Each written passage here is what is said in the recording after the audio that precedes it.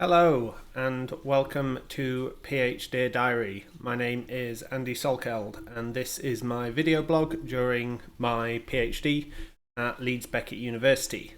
I believe we're about 3 months in, so probably week 13-ish. Losing track of time, as always, with these things.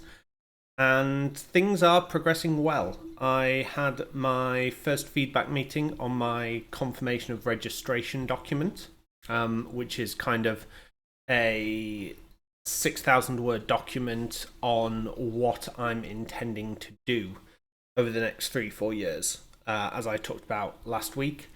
Sat down with my supervisor, kind of went through that. Everything, like, he was happy with everything, was like, nope, this is good, reads well, happy with it. And then I threw the spanner in the works saying I wanted to change things. So why did I want to change things is kind of the big thing this week. And this is when this is the weird place where science and finance overlap. Because nothing is free. Nothing is free in life. And what I did was I started looking at the first study that I wanted to do. So this is the preliminary, this was the big study, the big cross-sectional analysis with all potential variables involved. And I looked at it and there was around, call it 175, 200 questions involved. Okay. There was around 70 to 90 latent variables. So these are what the questions kind of summarize to. So the idea here is you cannot directly say measure culture. There's nothing that measures culture, but you can measure things that relate to culture and add up to culture. So you have your questions, you have your latent variables, which are the kind of the summaries, as it were, and whether you add or average, it's just a different approach to it. And then what I did was I was like, okay, so what sample size do I need to hit various thresholds of significance? And what this does is this kind of calculates, kind of without knowing the full details, based on your variables and the things you're going to measure, what should your sample size be to detect a small, medium, or large effect? And obviously, the larger the effect, the less you need, and the smaller the effect, the more you need to be able to kind of detect it. And it was coming out at between, say, a large effect needed around 250, a medium effect needed around 600, and a small effect needed around 2,500. This is that many number of participants, so people that would do my survey. Now, obviously, as an individual, recruiting people to do this is very challenging. I'm not sure I could name 2,500 people I know. I probably couldn't even name 250 people I know, which is where it gets challenging. And there are ways around this. So there are tools for recruitment where you essentially pay an organisation and they have a database of people that they will get to undertake your survey. And this was kind of my approach of like, well, look, I will put it out to my network and get as many people in my network to respond as I can. But at the same point, I want to make sure I hit the appropriate deadlines, the appropriate kind of numbers to make sure it happens. And we as researchers, as part of a PhD, are provided with some form of budget to be able to spend on recruiting participants. And so I was like, okay, well, I will use that budget to make sure I hit the minimum thresholds. And then I went and looked at the actual costs. And that's where it kind of, I kind of was like, oh, actually, this is too much. So, long story short, it was looking to hit a small effect size, or even even a kind of large effect size. It was coming back at costing around between £1,000 and £3,000 to recruit the people, and that was kind of too much to begin with, I feel, and it was very much a okay. Well, what am I? Sorry, I've got something in my eye right now. So how am I going to do this slightly differently? And I was like, okay, well, what if we do that bit at the end? What if we inform how detailed and how complex that model should be by doing the experiments I was going to do as almost confirmations? We do those first. And so what I mean by this is I was going to do the big study and do 4 separate studies to quasi-experimentally test whether these relationships existed and how they exist, and how the relationships impact each other. But if I do smaller experiments first, so this is, say, I take organisational financing, which is the kind of main thing I'm interested in, and then I look at individual psychological outcomes, so burnout, stress, job satisfaction, and job insecurity, all work-related sources of psychological outcomes. So all of those are connected to the workplace. None of those are specifically I'm having to limit what I'm considering here, but it's important to do it this way because I need to narrow down my bands of what I'm considering. So all of those are directly connected to work. There would be no easy way to say I'm measuring anxiety or depression or anything similar to that. I would not be able to say they result from work, and therefore measuring them in a work context becomes a lot harder.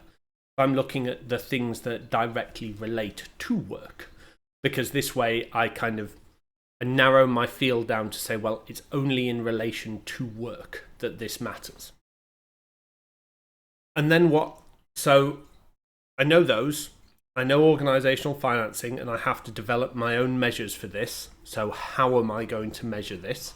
And this is where I believe I've spoken about before, where I'm going to create a vignette of a finance function that matches one of the competing values frameworks quadrants, and then I am going to see how people respond to that vignette. And in each individual situation, I'm only going to consider one mediator variable. So this is either structure or leadership or climate or culture.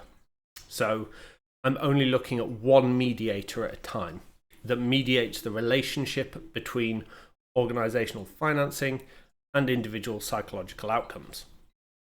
And by doing it this way, I get to understand how, in the context of one mediator, organisational financing shapes psychological outcomes. And I'm only looking at one at a time. And in all instances, I'm predicting a partial mediation effect. So what this means is there will be some level of mediation. So culture will be a mechanism that mediates the relationship between organisational financing and psychological outcomes, but it will not be the only one. And that's why I'm looking at four of them, each individually, because then I can see how the various components work. And I've also included in this that there's a couple of moderating factors that I believe could impact the relationship. So one of these is financial proximity. So this is the closer you are to finance, the more the more exposed you are to finance. So whether it's working in a finance team, or whether it's being a finance business partner, or being someone who is increasingly responsible for budgets, etc., etc., etc. So the closer you are, the greater an impact organisational financing will have on your individual outcomes, which would make sense because the closer you are to a situation, the more exposed you are to a situation, the more it's going to impact you. And the other potential moderator of this is financial knowledge. So in this case, the more knowledge you have of finance, the more, which is linked to exposure, but not the same, because you could fully understand finance, but not be directly involved with it. So this could be, say, someone who previously worked in finance, who now works in IT, but is not involved in budgeting processes or anything like that. They just know it. Therefore, they have high financial knowledge but low financial proximity.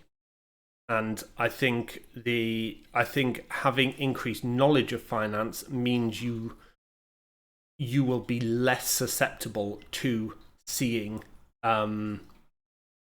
through the impact of finance on your psychological outcomes.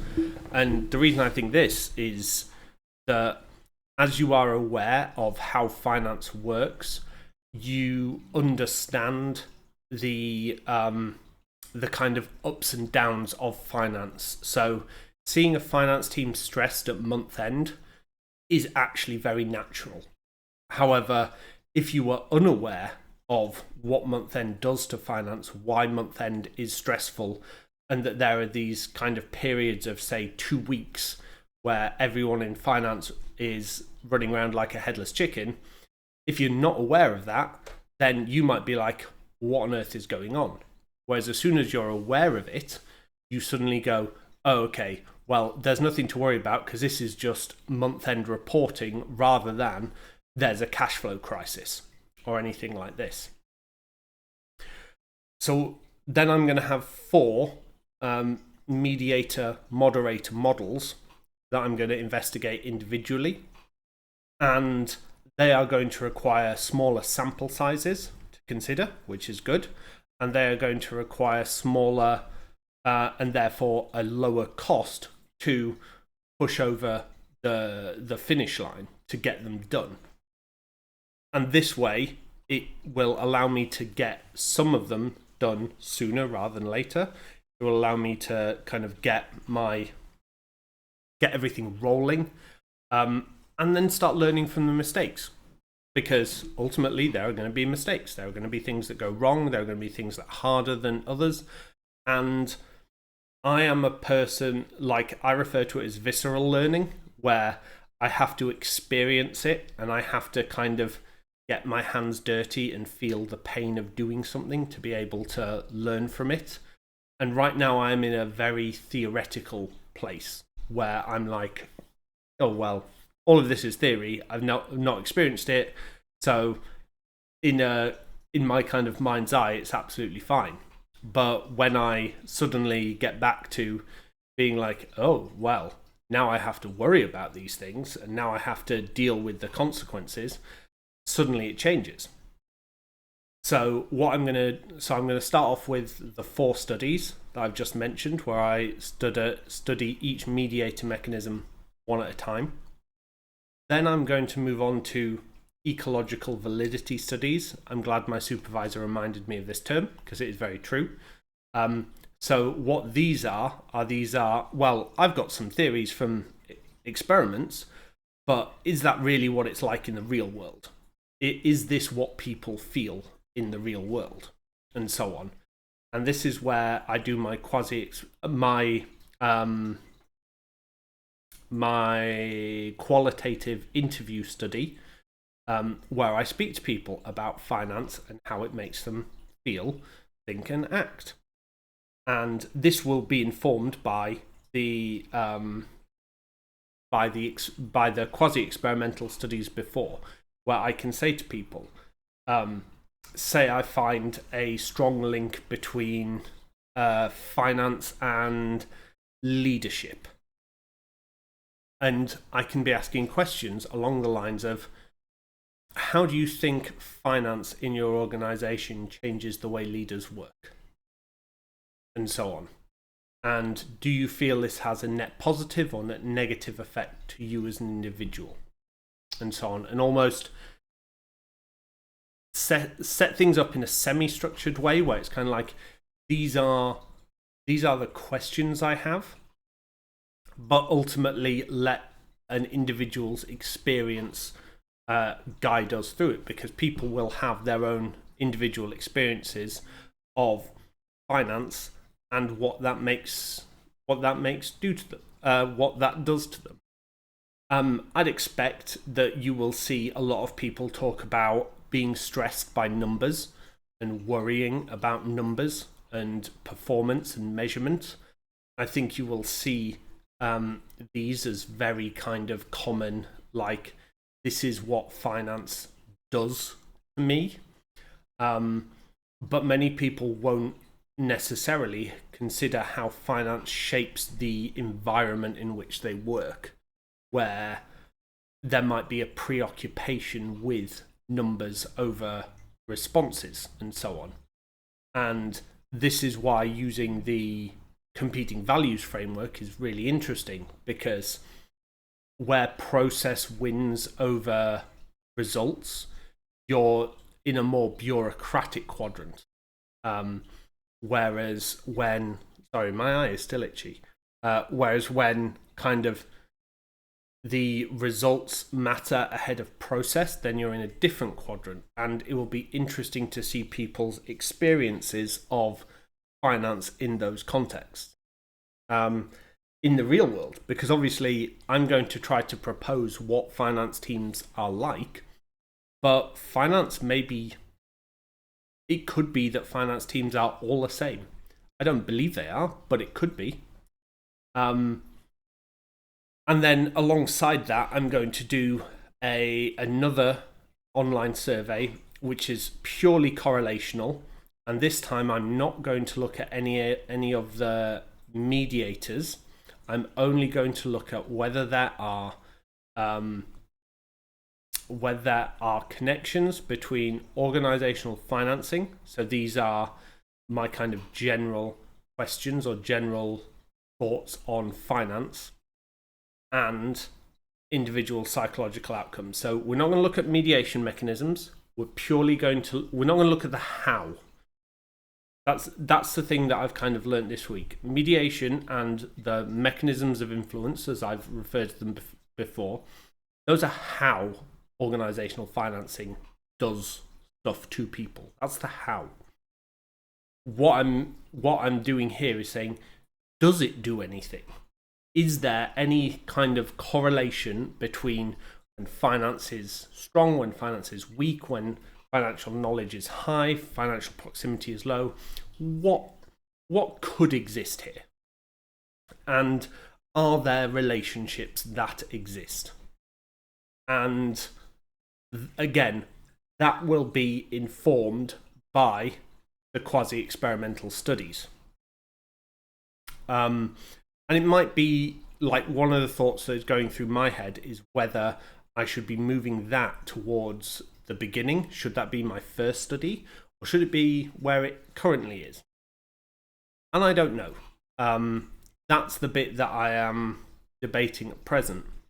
And then, should time allow, after all those 6 studies are done, do I then try and attempt the large correlational study that I wanted to do to kind of fully understand and analyze all the different aspects of these relationships in a huge mathematical model, basically? But that's going to require investment, that's going to require money, and it's going to require people's want to understand how and why all these things work together. And that's not necessarily going to be something that I can do at this stage, but it is something that I would consider should an organisation want to partner with me, or multiple organisations want to partner with me to lead this research. And it's why I'm going to start looking at, it's why I think starting with the smaller studies works better, because suddenly it becomes very interesting to accounting firms when I'm saying to people, let's understand how finance shapes individual psychology. Because all these accounting firms are going out into businesses and helping finance teams.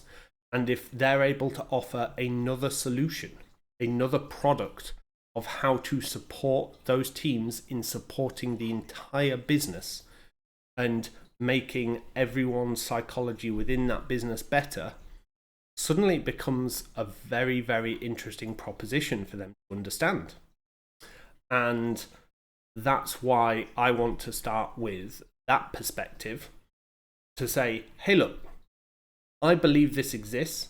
Finance touches every part of a business because finance is pervasive throughout organizations. It is now a cornerstone of how organizations run, but it does more than just numbers.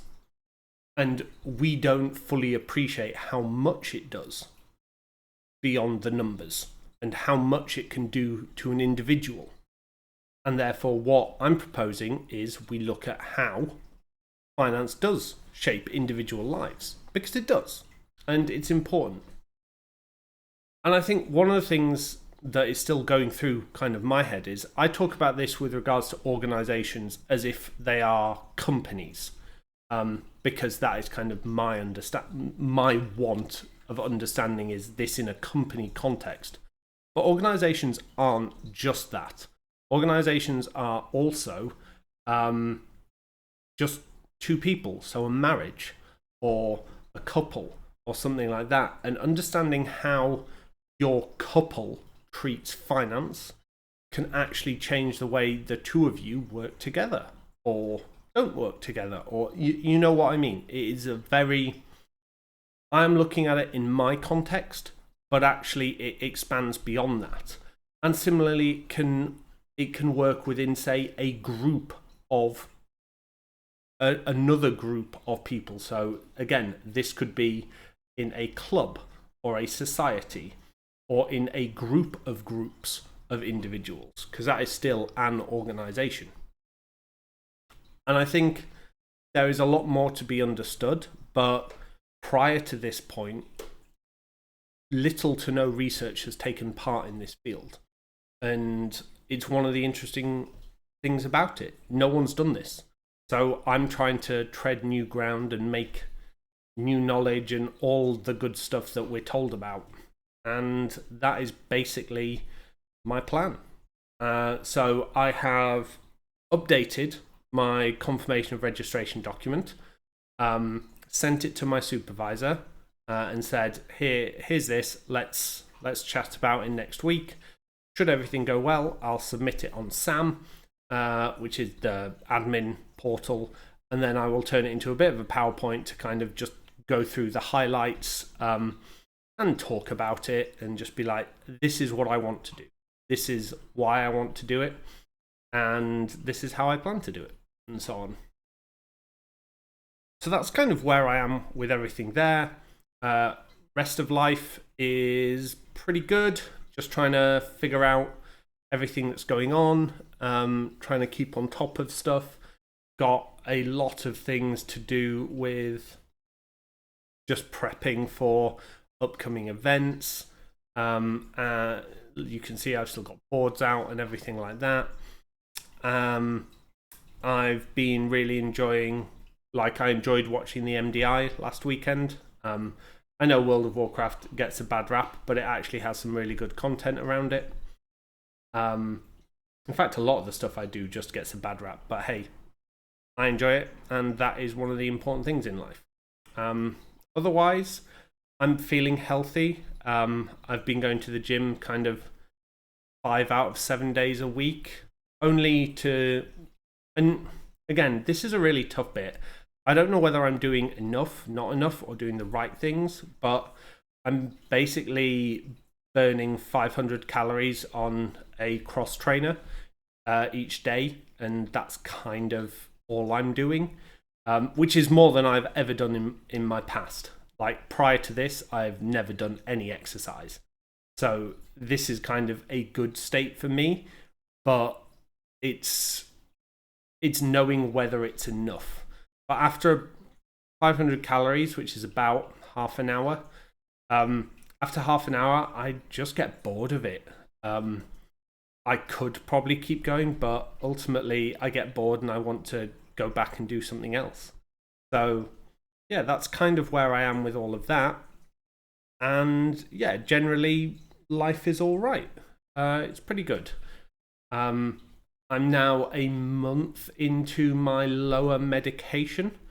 I'm still feeling groggy in the morning. I'm still feeling it very hard to wake up, but I think part of that is the fact that Pika comes and wakes me up every morning at like somewhere between 6 and 7. So I get an hour to 2 hours less sleep than I would like. But otherwise, yeah, pretty good. I'm enjoying it. Obviously, still got a lot of anxiety around doing the PhD. There is a lot. It is very onerous. Everything I do, I need to kind of justify, and it's not like in business where you can very quickly adapt and change. You have to have kind of done your work in advance, which is tough. But it's where I am, and I am okay with that. I'm just kind of managing it as things go. So yeah, that's kind of where I am with everything, and it is tough, but I am carrying on. So I thank you very much for listening, and I hope you have a good week, and I'll speak to you in a week's time. So thank you very much.